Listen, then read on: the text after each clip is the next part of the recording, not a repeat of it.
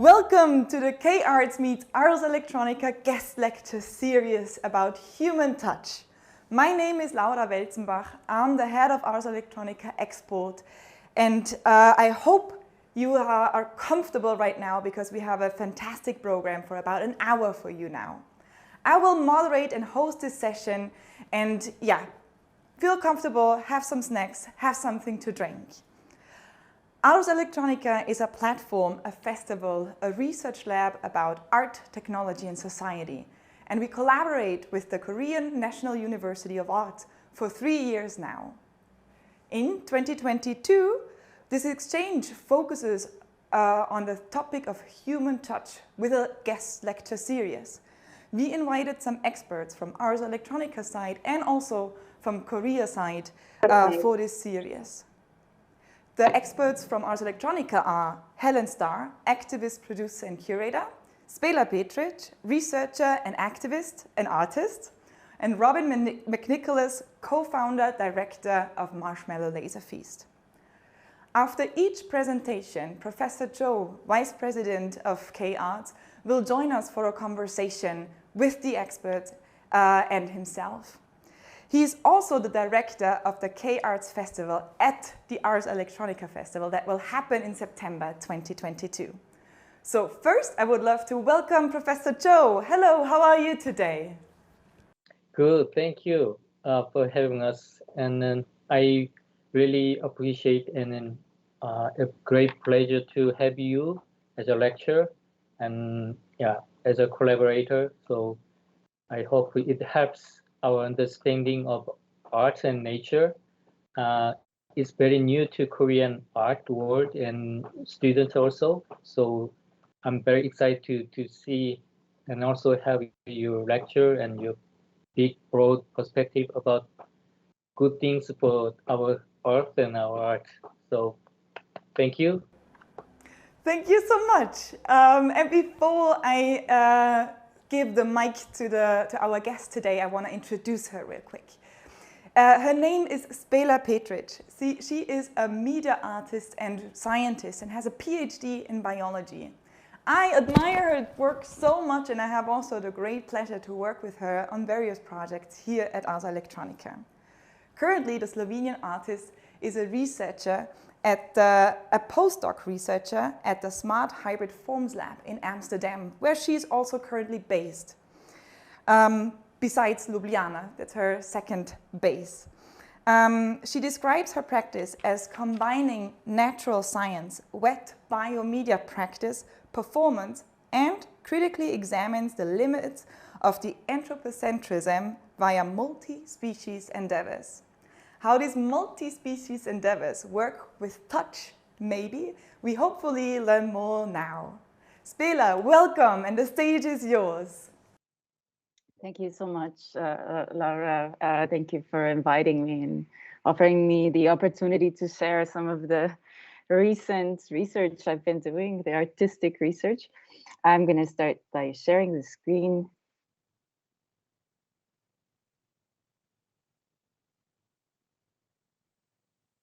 So here we go. Today I'll be talking about matters of play and passion.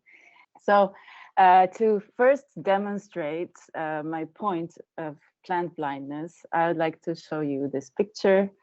I think it would be hard-pressed to find someone who notices the plants more than they do the rabbits in the photo.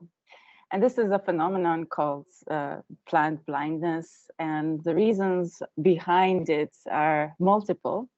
Of course, perhaps there's a physiological reason why we are attracted to furry animals and tend to ignore plants that are sort of stationary. But in my exploration of plant life and plant ontology that started in 2014, I think, I was really also interested in the legacy of our Western metaphysics. So basically the cultural framework within which I was born. how it actually predisposes us to always treat plants as something in the background, as a living material to somehow use. So it's indeed a challenging notion to think how we can relate differently with plants if they actually don't have these qualities which humanism has established as of great value. Now, humanism was and still is extremely anthropocentric. So basically, it uses certain properties of the human as the yardstick according to which all of life on Earth is judged, right? So plants are in fact incredibly different in the ways that their bodies are organized, in the ways that they relate to the environment. I would argue, of course, that having a different strategy doesn't make you inferior. In fact, quite the opposite. It is because of the excess of plants that all of life on Earth is possible, right? They are our link to the main source of energy, which is the sun. However, if we were to ask about their autonomy, their individuality or interiority or even essence, all of these qualities that we ascribe to humans might not really be identifiable in the plants, right? After all, because of the way that they're able to reproduce from a cutting or a leaf, right? You can hardly say that they have an individuality. If you look at a field of grass, how many individuals are there? It's hard to say. They're also somehow very simple, right? They don't have these kind of centralized structures. We do one heart, one brain, two lungs, etc. But their body parts repeat, and each body part can actually regenerate into a whole organism. So it's also hard to speak about the essentiality. So I'll just, the last sentence. So according to the worldview that the Western philosophical canon has created, and which sort of imbues our Western approach to life, it is hard to see plants as equal to humans. But that is just that. It's a particular context. A context that I tried to challenge through a series called Confronting Vegetal Otherness. And it's an opus consisting of 4 works which address the relation between humanness and plantness at different levels of complexity. So if I am to perform these so-called strange encounters between plants and humans, it really matters at which level I investigate them. So if we have a human and a plant, that transfer of between the two occurs at the level of the individual, and perhaps this scale is the most contested one. However, on the other hand, if we look at humans and plants in tissue culture, both are very much treated as material. And on the other side of the scale as well, if we look into deep time and the co-evolution of plants and people, for example, agricultural plants, it's hard actually to say who is domesticating. So with this, I'm going to share with you 3 of the experiments that I did. The first one is scotopoiesis, and I asked myself what it would take for me as a human to step into the perceptual milieu of the plants and stay there to the point where I would have some proof that intercognition had happened. So I, as the human, perceive in ways that might not be correct according to the plants, but I perceive the plant. In this case, it was the cress. And vice versa, the plant also somehow perceives my presence, whatever that means. And so being inspired with biosemiotics and semiosis in general, I used the shadow as an index pointing to my presence in the eyes of the plant. The shadow was the sign of my presence. So this is what it looked like. I stood illuminated from behind in front of a field of cress. This cress is actually a spice that you put on sandwiches or on soups. It is originally from Africa and the Middle East, and it grows really fast because its life cycle is such that when there's the rainy season, it needs to sprout from the seeds and bloom within 2 weeks. And this was very, very convenient for me, because as much as I wanted to commit to stillness to be able to step into the perceptual milieu of the cress, I also had my limits. So this performance was done for 20 hours with breaks in between over the span of 2 days. This is the cress that some of it was growing in the light and some of it was trying to escape my shadow. And after these 20 hours, an imprint of my shadow was visible, proving that there was a morphological change in the cress because of my presence. But something else had also happened, actually. While I was standing there doing nothing, I became not just the person performing, I became the index pointing the audience towards the cress. So the whole semiotics triangle was also transformed, not just became less about me and the cress and this print and intercognition, but rather a way of facilitating attention of the audience towards the plants. So they would sit there sometimes for an hour at a time, staring at the cress, being impressed about how much it had grown, how much it had changed, and sharing stories about how they like to consume the cress. So that was a nice and surprising outcome of this experiment. The next experiment I would like to tell you about is called Strange Encounters, Cancer, Algae, and Metaphysics. And it was a micro-performance taking place under the microscope, a meeting of human cancer cells and the Nanochloropsis single-celled algae. I chose these two organisms to perhaps controversially represent plants and humans, and actually neither are really humans or really plants, right? Because cancer we kind of consider as a pathology, even though cancer in tissue culture is a key form of human that allows us to develop all these pharmaceuticals to study the cell cycle, to actually also study the disease itself.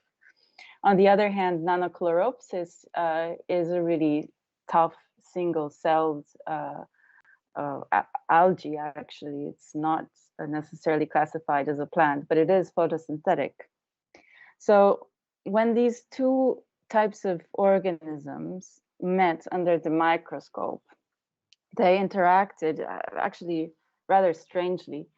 The cancer cells kind of some of them ingested the algae and transformed into these round shapes, which you actually see on the screen, almost harking back to this endosymbiosis, right? When sort of different organisms came together, different bacteria came together to make the first eukaryotic cell. But nevertheless, I think this was a moment to reflect on what it actually means to use biotechnology, to apply it to organisms, and how they are transformed because of they're completely out of the ecological context, or they're in the ecological context of the laboratory. All functions aside their utility for the laboratory, for whatever research they're used for, ceases to exist. And in that sense, they are infinite creatures of just a very tiny slice of life. And I think this was one of the more influential experiments within the series of Confronting Vegetal Otherness that allowed me to also rethink the relationship not only to biotechnology but to digital technologies, because in both gazes, the living is transformed in a particular way. It's sort of flattened and categorized, and I'll come back to that a little bit later. But taking it even a step further, into the molecular, I went into the molecular with phytoteratology, making plant-human monsters in a sort of desire to not only connect with plants with the previous experiments, but to think about the intimacy that would be created between a person and a plant if they were to become their mother, their other mother. So phytoteratology actually proposed making plant-human monsters by using a procedure called embryogenesis, and the tail cress, which is a small weed that scientists use as a model organism to study all sorts of genetics on plants, was the donor of the original somatic cell. But through this procedure of somatic embryogenesis, a new embryo was created, this time not in the seeds, but in an artificial incubator. That's where the term ectogenesis comes from. And if this is a question, if there's a challenge about nature, nurture, which has more influence, this was kind of my answer to the geneticization of society. Because since the Human Genome Project, a lot of focus has been made towards the genes, the genome, as that which is somehow the essence of what it means to be a certain being that is passed on through generations. And with this, I really wanted to also point to all the other conditions that actually make us, that are very much connected to the lived experience.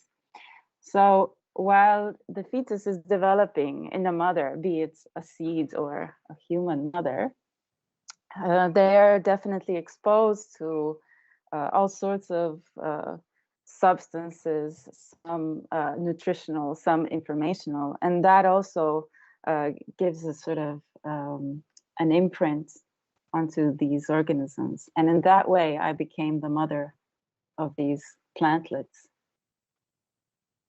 However, it wasn't really just me and the plants, me and Arabidopsis, me and plant monsters. There was a significant third entity present, and this was biotechnology itself, which sort of set the rules of this interaction, and also significantly impacted the aesthetics, because we had to follow the rules of sterility, of temperature control, of the whole protocol of embryogenesis. And in a way, it made the plants themselves actually quite precarious. This is in stark contrast to what the plants are actually in the wild, where the Arabidopsis tail cress actually grows quite happily in ruderal conditions. So you can see it sort of by construction sites or railway tracks. And I think that was also a key insight for my next projects. So with all this experience of confronting vegetal otherness, I had really grown to love and appreciate plants. And I turned my attention like I mentioned, to the other partner essential in biomedia. So biomedia, as Eugene Thacker defines it, is the paradigm of conflating living and information. Because of this particular gaze, we are able to understand living as containing information. And as such, it can also be transferred to the computers, simulated, digitally augmented, and then the digital interventions could be somehow copy-pasted back onto the organism, right? So clearly, it's not just the tools of molecular biology, the enzymes, the solutions, the protocols, but also the presence of computation, especially supercomputing, especially these novel models of metabolism, the databases, the big data, the data mining that allows us to know the living more. And in fact, this principle is not only reserved for scientific endeavors, as we are very much aware in 2022. Our behavior is being tracked and stored and ordered, organized, manipulated, etc., in much a similar way. So we might not even need to go as far as donating some cells to be analyzed. We are basically digitizing our experience, our behavior, just by interacting with social networks, walking on the street, swiping a benefit card. So in this sense, much of our lived experience as humans, not only as cells of humans, is becoming similar to how agricultural plants have been looked upon for quite a while. So in agriculture, in fact, a lot of, I would say that agriculture is sort of the test bed for new emerging technologies because of this imperative for optimization of food production. Everything that can be used in terms of measuring of crops, surveilling the conditions, predicting when to harvest, etc. If it is possible to use it, it will be used. Not much ethical consideration is given to that, to crops as such. So in light of the algorithms, in light of this AI that is continuously sort of looking over our shoulder, I have seen that us as people and plants, have entered a different type of alliance. We are now all considered, in my eyes, the vegetarians. The vegetarian is a term that was coined by Kate Sandland. I'm not absolutely certain that she intended it to be used in this way. But for me, it marks a point of a shift of perspective. When I am no longer trying to rescue the plants from the background, the scenery, but rather I see us in relation to the algorithms as occupying a similar position.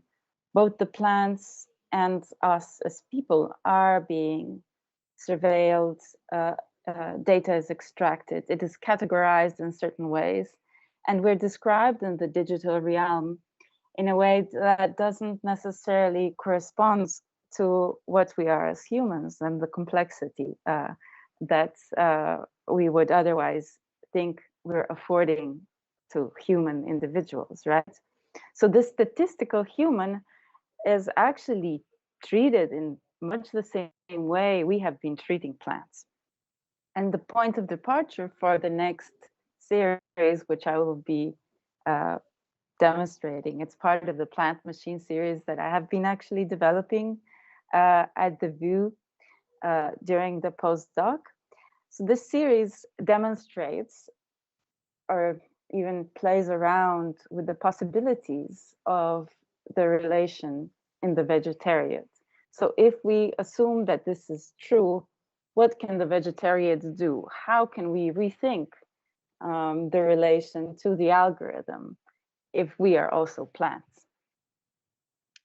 And I would like to start by introducing a first project. It was sort of a short sketch of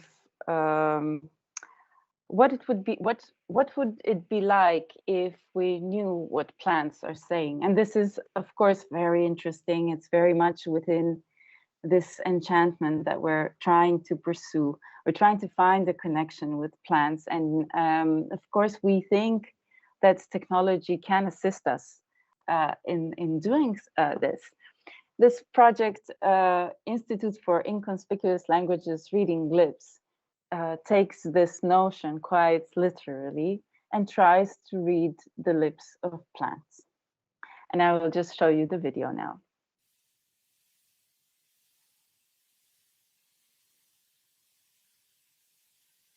Isto mama, ma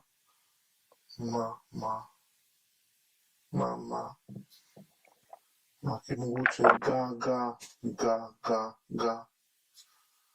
sponti se vidi ga, mama ga.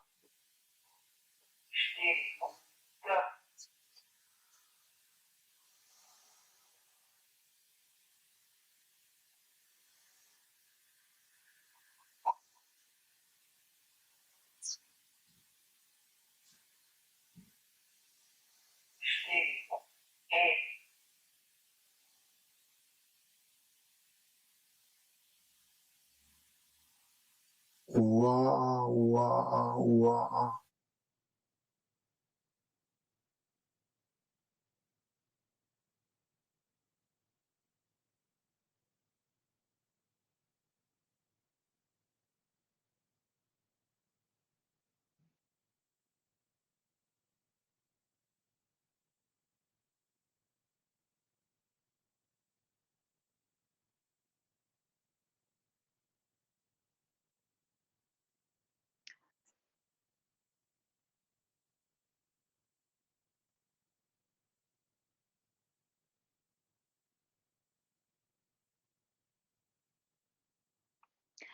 So what we were watching were these leaf pores, stomata, which are actually microscopic, and there are thousands of them underneath each leaf.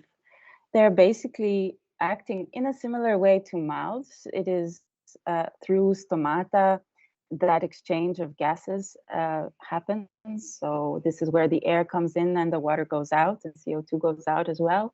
But they also have an important function in protecting the plant from the outside. They are basically the barrier to the outside.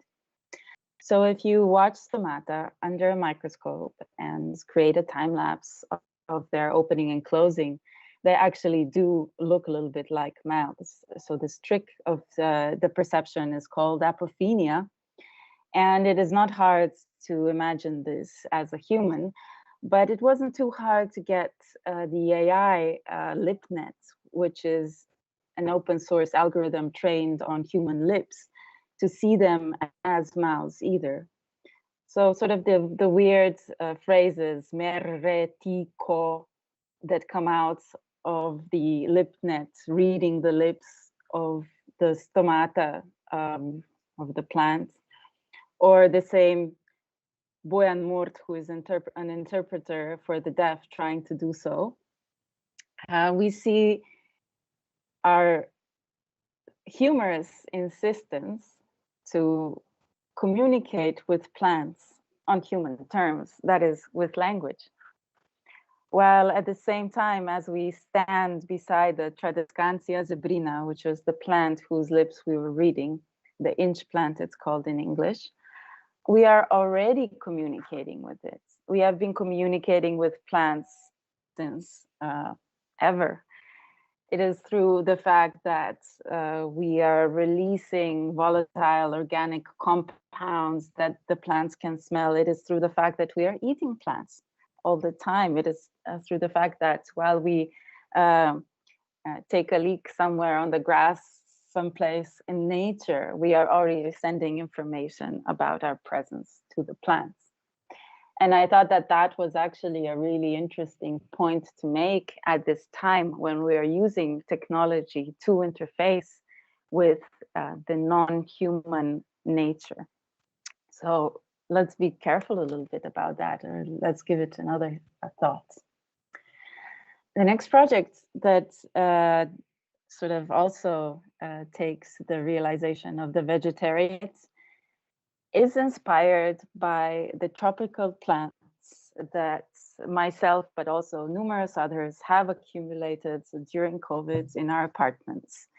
All these plants have a very particular aesthetic and very particular capacities. So mostly they're from the tropical and subtropical areas.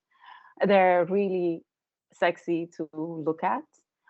And also they can sort of withstand the conditions of being inside. So most of them actually like bright light, but not direct sun, which often doesn't really penetrate our houses, right? And they just sort of sit there. They are performing a sort of labor, but I was also wondering, what would it take to represent these plants in the realm of digital surveillance? So if we are plants and plants are us in the vegetariat, can we take some of these devices that are used every day to track our activities and basically have plants use them? So I was inspired by this particular. Americans have Fitbits and pedometers in order to track their physical activity. But as CBS 4's Gilma Abalos reports, some people have figured out how to earn steps without ever taking one. This man isn't doing laundry. He's asked us not to show his face because of what he is doing with his company-issued step tracker. Put the Fitbit in a sock, hour and a half on no heat setting in the dryer, 11,000 steps. Thank you. He's earning 11,000 steps without moving. As is the case for many employees, his pedometer is linked to company insurance incentives that can lower his payments. You are now more involved in, well, how much is this bill? How many steps? Companies benefit from a healthy workforce, and many are rewarding workers with freebies for getting fit. But there's also a growing movement online to cheat the system. We're starting with 3,472 steps. We were curious, do the hacks even work? So we ran our own unscientific test. This does still take some effort on your part to sit here and press this button for a while. Okay, there's a minute, 35:41. That equals about 70 steps. So what would it be like if we were to take data of the cellular activity of these houseplants and transform them into the steps being registered by smartwatches using a very, very simple hack, the very hack we just saw on the video. So to put these smartwatches on drill machines, and these drill machines wouldn't be powered by human hands. So these drill machines wouldn't be powered by human hands, but rather by the cellular activity of the plants. And for this, we designed these amplifiers which take electrochemical stimuli that are generated spontaneously by the plants. You can imagine this akin to signals traveling along your nerves. And then that is just amplified, that signal is amplified, and quite literally the intensity or the steepness of this signal is then translated onto the press of the drill machine. And much as we saw the person hacking the step counter in the video, these plants are also tricking the smartwatches into counting their activity. Although it's not literally the steps that the plants are taking, it is authentically something that is happening in them. So the applications on the phone are representing the activity, the cellular activity of our household plants. This project not only opens or points to the moment of our behavioral data being collected and sold to the gluttonous big others, which is exactly what is happening. You cannot use the smartwatch without giving the application the rights to sell the data they collect further. It is also asking ourselves, do plants need to become these bioworkers / consumers for the machine of surveillance to actually be concerned with their desire? Because as biolaborers, consumers, that is what's happening to us as humans, right? We are sort of manipulated further, and this data is extracted in order so that we can be governed.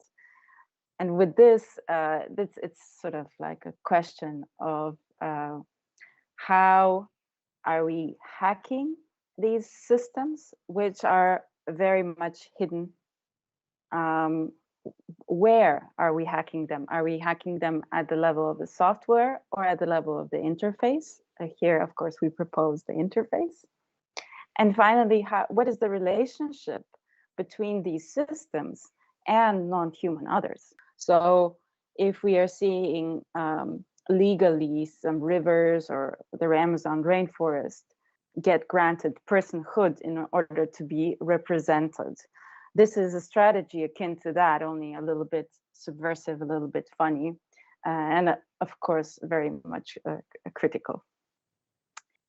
And another project that was actually from an earlier date, but I thought I would share at this moment because it also takes the plants as actors, as agents that could easily be supplanted with humans.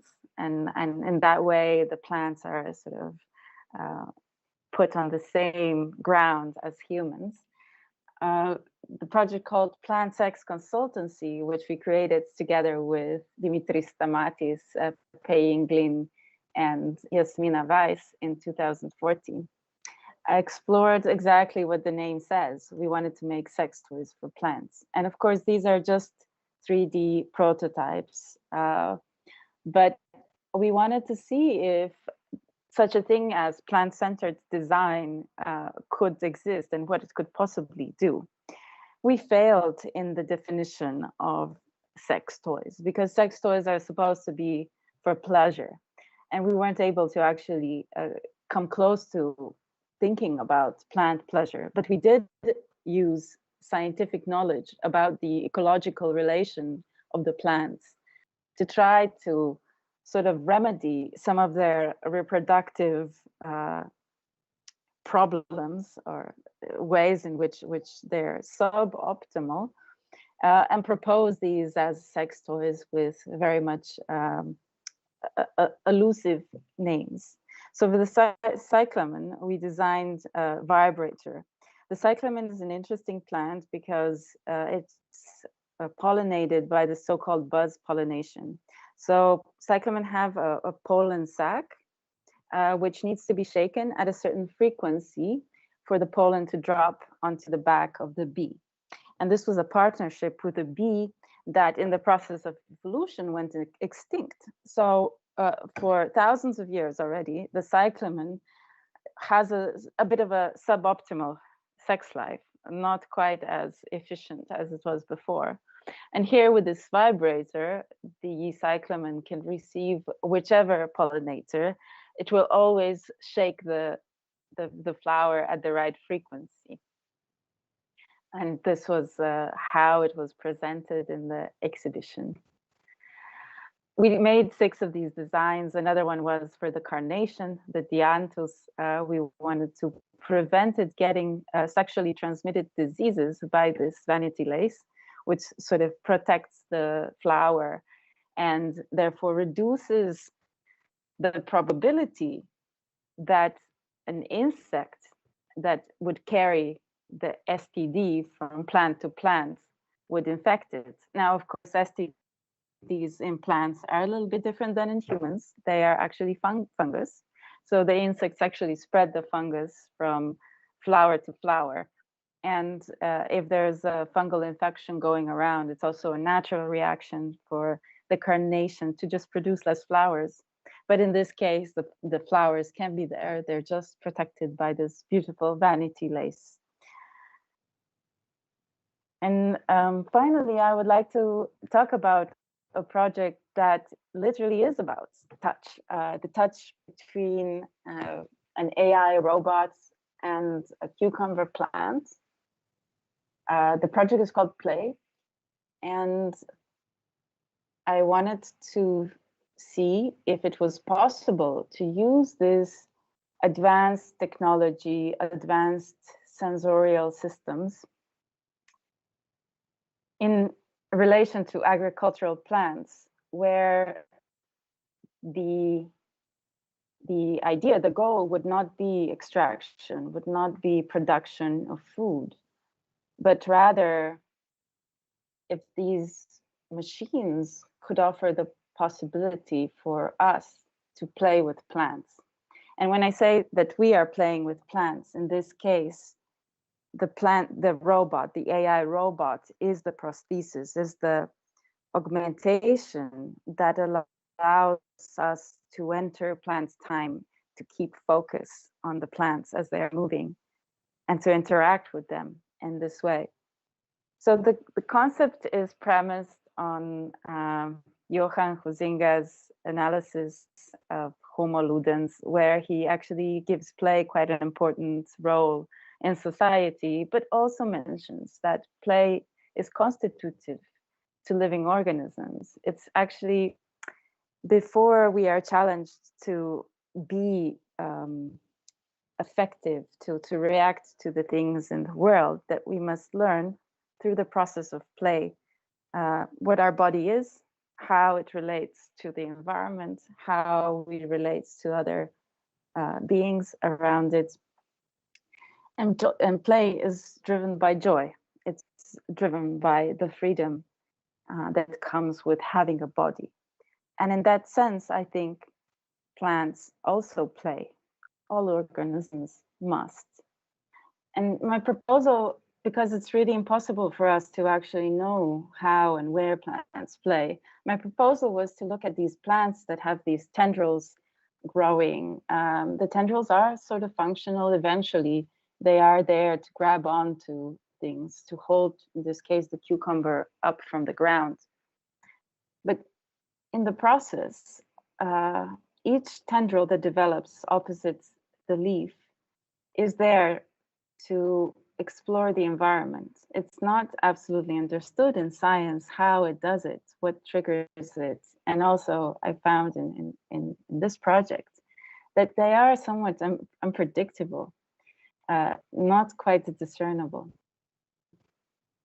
So the idea was, this is some first sketches. The idea was to make an AI, again, plant-centered, with the mission to play with plants, not about a game, but really to allow the plant agency and the agency of this robot to express some freedom and joy.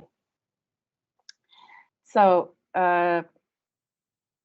it was a collective effort, a group of, I think at the end it was 10 people, engineers, computer scientists, both specialists for machine vision and AI, builders, helpers of all sorts, philosophers, designers, etc. We came together to think long and hard about what this machine could look like, and also what the algorithm would be like. And I think in the process, we really I learned a lot about AI. It sort of was a process of demystification, because as much as I wanted the plants to be the ones that sort of tell the AI how they want to play, so as much as that desire was present, it wasn't really straightforward how to do it, because much of the AI is actually used as a tool towards a predefined goal. And here, the importance was that this should stay open and that this should develop over time. So you already can see a glimpse into the final morphology of the installation. But I would like to just take a moment to talk about what the algorithm ended up being like. So it's actually not a complicated artificial intelligence program at all. It's quite a simple neural network, an autoencoder that has a latent space where I guess the computer stores a matrix of its past experience with the cucumbers. And it is actually through this past experience that the new images, which are collected by the LiDAR scanner, are processed. So every time the LiDAR scanner takes an image of the plant, that happens every 15 minutes, the computer reacts to that image through its past experience. And sort of play happens in that way. This is a raw image of the LiDAR scan, so you can see sort of a rough surface of the plants in 3 dimensions. And this is a movie, a time lapse of how it looks when the AI robots and the cucumber plants play. So these balls are controlled by the AI. They move at approximately the plant's pace, and the decision which ball to move at which time is in the domain of the AI. Once the plant actually grabs on, the AI loses a degree of freedom, therefore transforming gradually from this active participant in play to basically a cucumber trellis. So the cucumber uses this robot as basically its support. So in time, we not only see the development of this game that happens outside of human time, a little bit slower, with rules underpinning that are completely changing the game, that rules underpinning the game that are not defined, because this is not about a game, winning or losing, it's about play.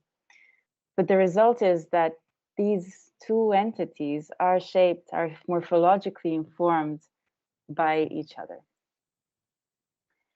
And to conclude, I would just like to also announce maybe the next stage of my artistic research.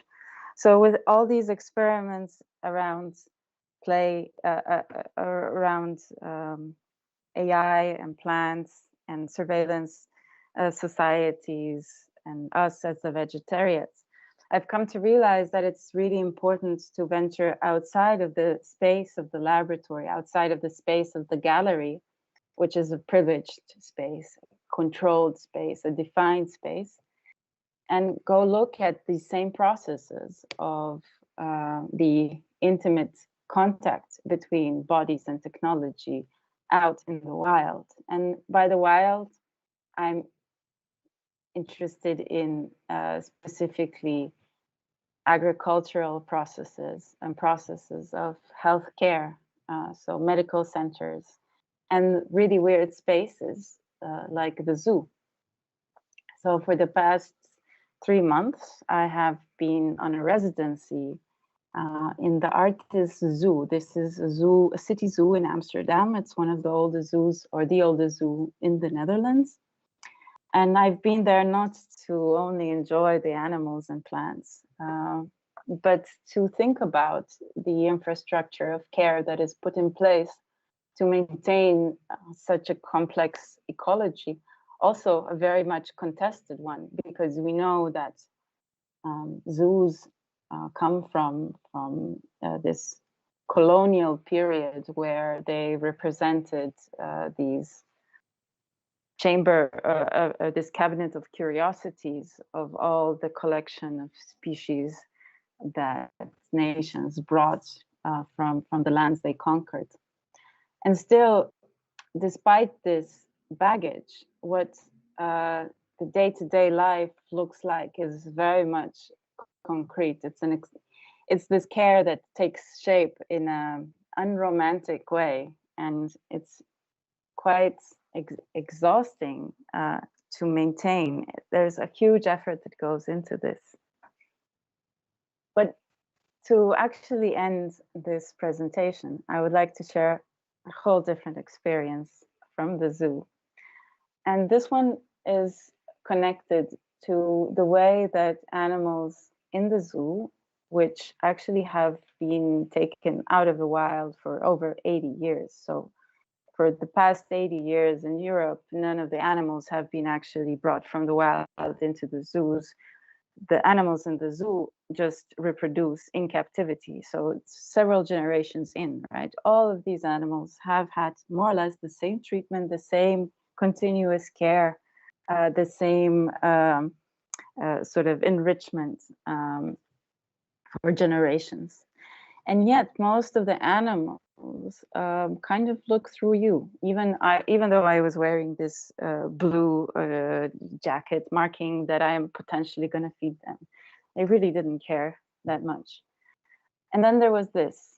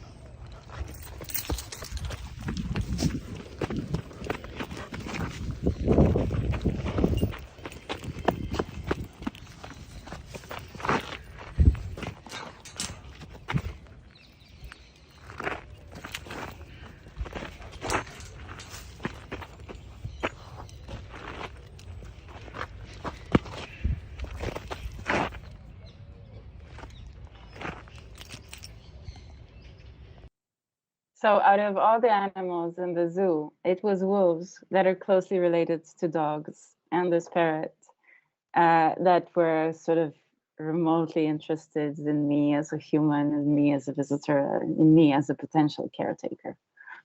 And I know this may sound really trivial, but it got me thinking how we are disregarding the agency of the plants and the animals that we keep very close to us in the process of their domestication or their use.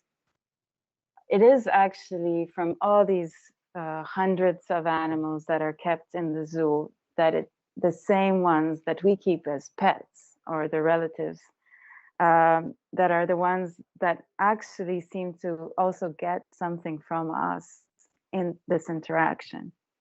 And for me, as a person continuously seeking to escape this guilt-ridden, self-berating discourse of post-anthropocentrism, where we continue to repeat humans are the source of everything that is ill in the environment. We are the cause of climate change. We are the cause of destruction.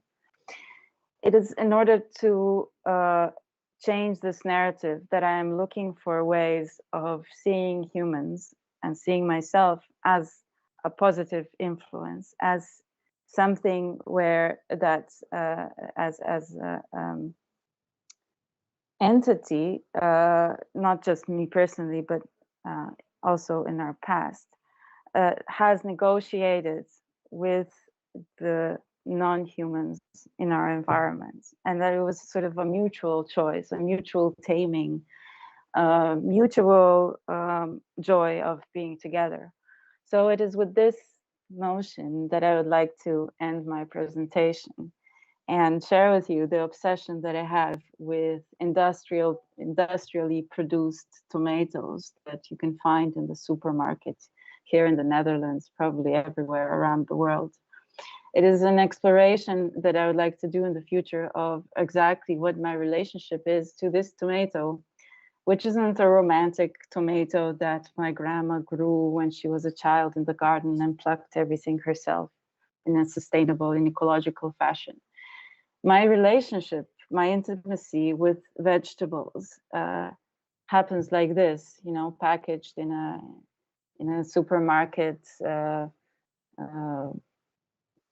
stall, and it's the exploration of the joy and pleasure that this particular tomato provides, that I think is something to stay with and think with as we proceed forward in the time of ecological disruption, catastrophes, climate change, and the empathy which we will have to be manifesting towards nature, but also towards ourselves. Thank you very much. Thank you so much, Špela. What a wonderful presentation, what a wonderful glimpse into your work. So amazing how you bring together play and humor to every single piece, this interaction between these different species, all coming together also in this vegetariat. Definitely we'll learn more about that. Yeah, I would now give the word to Professor Joe, actually. You have a few questions and maybe we can just ping pong them together a bit. Okay. Wow, it's a great lecture, so inspiring and a bit, very touching. You touched many great issues around the nature, and so I have to, maybe I have to start with some basic and general question about the art and nature things. Okay. This lecture, Human Touch, talk about how human can recognize and communicate with non-human beings, so like plants and animals. So you think AI and nature are often thought of as opposite concept, but tell me how you see AI as an extension of a human. Yeah, in fact, my recent research into farming and intense farming has really brought this question that you posed to the fore. It's a really key question. It is actually within the genealogy of these machines that nature has been subsumed. It has been made a resource, right? So when we think about technology interfacing nature in a non-extractive, non-utilitarian manner, a post-humanist type of manner, we must be aware that we're already setting ourselves up for failure. So what I've been trying to do also with the projects is to test the boundaries. And I think this is an open question. I am also very much concerned when technology is applied. However, I'm not necessarily certain that the potential of these technologies, the potentials have been exhausted. I think that not enough effort is being put into using them differently. An example of this would be this so-called precision farming. So this is a trend that, of course, like many other technological developments, originates from the Silicon Valley, right? So it is with this latest sensors and AI that it is thought that we will optimize crop production, because we no longer have to deal with the whole field as a general single type of entity, but we could actually accommodate each plant. We could target green weeds and remove them individually while we actually leave the crop intact. But this precision, the precision in precision agriculture, actually has nothing to do with regenerating the land on which crops are produced. It has nothing to do with implementing justice for the farmers, for the lands that are actually used to produce this food. It doesn't even necessarily solve the crisis of hunger, the lack of food. It's actually yet another way of using technology to perpetuate the status quo.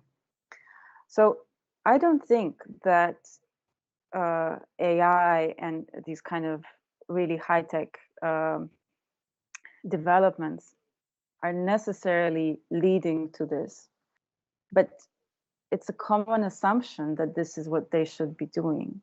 And I think that there is definitely a challenge ahead to see if these agricultural tools, if we're sticking to farming, can be created in such a way that would actually help permacultural practices, that would help regenerative farming, that would help agroecology.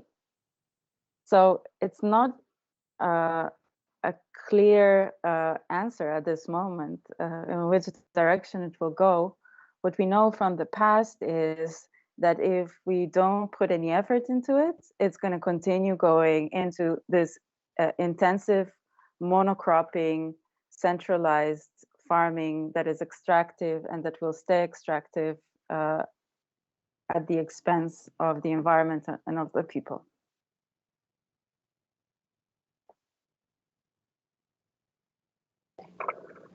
So this is, I have to give you another question. You said earlier of your lecture that the plant is equal to humans. Plant and humans is very equal. So that kind of concept is very rare and very radical in especially to Korean people, students. So, but it also has some. You must have faced some ethical issues about when you're dealing with that kind of issues. So what is your thinking about that kind of concept and ideology, whatever called? Yeah, thank you. That the question of ethics is a passenger of all my work. I think a lot of bioart or arts dealing with living organisms addresses this question. We have to. It's a way of taking also public responsibility for the relationships that we create within the artworks. In the case of the vegetarians, of course, it's a provocative statement, right? And it's meant to open up a different vantage point. It is not meant to reduce the human to a plant. Actually, quite the opposite. No, it's meant to bring attention to the fact that even when humanism situated the human on the throne just below God, right, and above animals and plants and minerals, etc., not all people were counted to be that kind of human.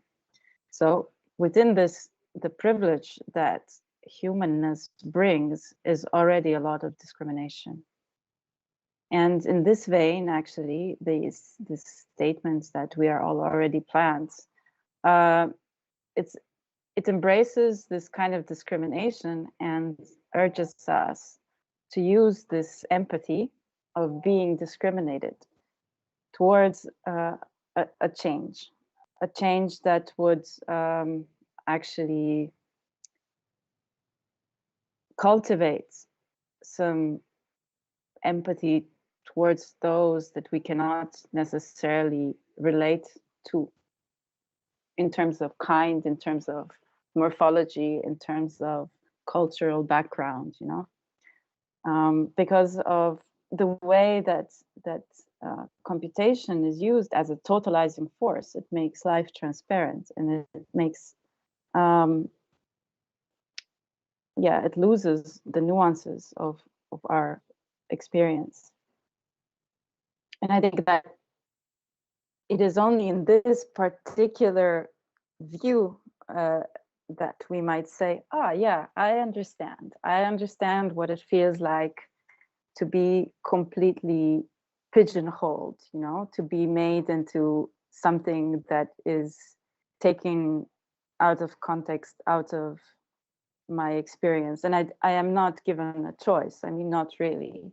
When I am surfing online using, I don't know, Google, using Instagram, whatever, the information gathered about me works to manipulate my behavior. I cannot escape this, right?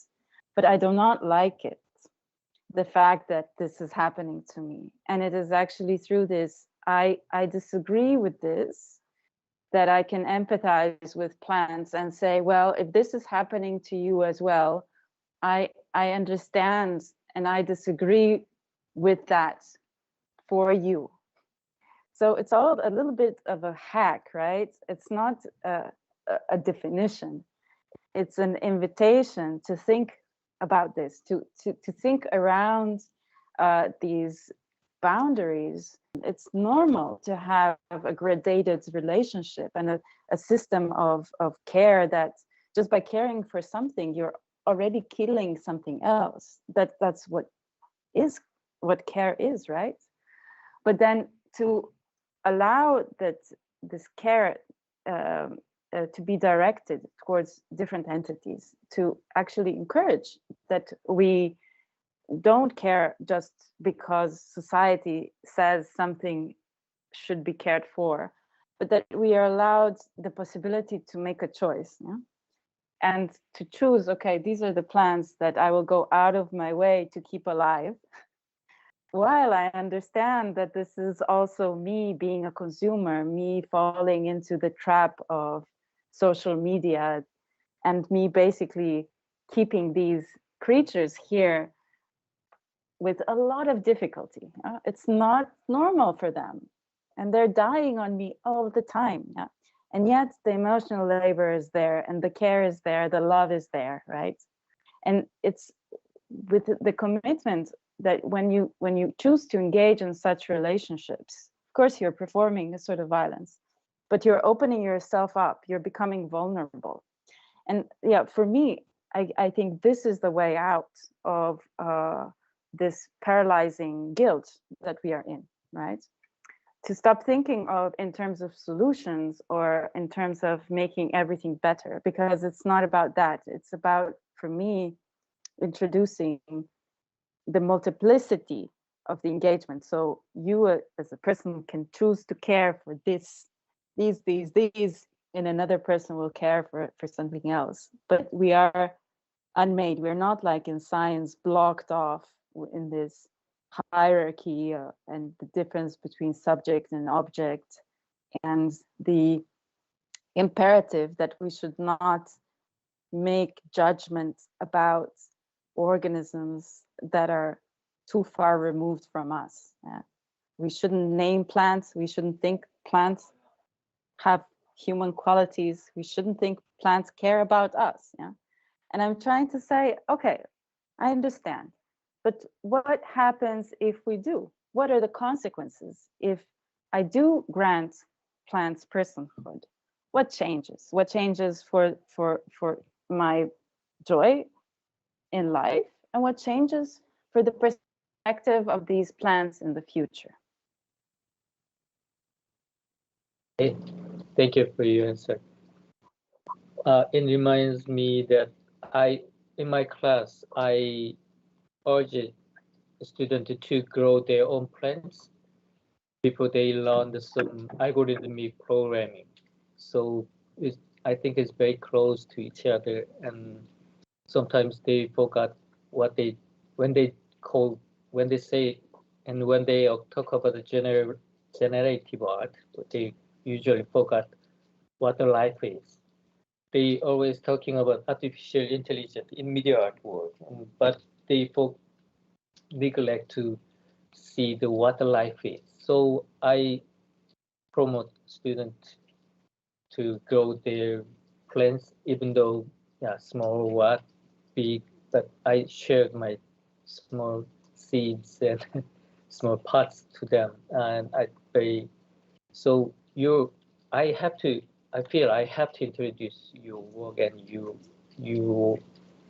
to my students, and it helps my students to have a broader perspective about what the media art would be. So due to the COVID-19 pandemic things and climate crisis, people's perception of nature has changed a lot. You already mentioned about that. People don't take human control nature anymore. Do you have, as an activist, as a media artist, did you message about the current social issue? And also, how do you feel creativity can help save the earth and that kind of crisis? Sort of in part I already addressed this with the previous answer, but maybe just to expand, I think that cultivating a good deal of humility is very encouraging to realize that it's not about total control, and that is also kind of in contrast with mechanisms of computation and modeling, predicting things, minimizing risk. And that's all, very much still an important part of society, right? So I'm not trying to at all negate the importance of technology, but I would actually encourage people and media artists as well to take responsibility for their way of life. Now, not in this way of identifying moments where you as a person are failing to live up to your own standards, what an ideal person should be, but to examine really closely all the areas in which, and all the ways in which we are complicit in processes that we feel are detrimental in the long run. I think the key question is what to do once you have identified these elements. And here I would also encourage people, this is also what I try to do, is to run with this. Donna Haraway would say to stay with the trouble, not to negate the situation within which we find ourselves, and not to necessarily blame others or blame our past, but to use this negative experience and turn it into a joyful resistance, to sort of create resilience through or despite the pain that we might encounter when we see, oh yeah, well, a lot of these things that I would like to see change are impossible for me to do anything about. And what's worse, I am actually making it worse. So to take that realization and then say, yes, but I still want to have a joyful life. What can I do as a person? What kind of relations can I build? And this is something where also a lot of creativity should be injected. So each person should have a completely different answer to this question. And within this diversity, within this multiplicity, I think we could then finally, get someplace else than where we are heading at now. Yeah, that's sort of like my trajectory. It's utopian, of course, but yeah, it keeps me motivated and happy. Thank you. Yes, thank you so much. Do you have one more question, Professor Cho? Or No. I guess, yeah. Perfect. I guess there's great, so Anna. many questions Maybe- that are open now, right? There are so many inputs that we can think about now, and I hope that your students have the chance to maybe dig deeper in one or the other idea in their little working groups also around the class. There are many questions I would like to ask, but because of time limits, I'm going to email you. I think that's also a great way to get the conversation going, just like use the digital for further exchange. I think that's a good idea. So thank you so much. Oh yeah, Professor Cho, you want to add something? Just my personal question. Have you ever chance to visit in Asia country before? Yes, I've been to Seoul, actually. Oh, really? And to Taiwan. And Indonesia, so Southeast Asia, a little bit, Singapore, that area. Okay. So hope we can someday in Seoul. Yeah, so you now know who to contact when you're in Seoul, Špela. And maybe we can also find ways with our future collaboration to find further exchange here. All right, I think I wanted to say thank you also to Professor Cho, your team, and Hannah, and all the team that is behind there. And I wanted to thank Ferenc and Armin on Ars Electronica side for their help. Big round of applause, and I hope the students have fun with the lecture series and also with the other presentations. Check them out and stay tuned. We will have more coming. Thank you so much for your attention. We'll be in touch. Bye. Auf Wiedersehen. Bye bye. Wiedersehen.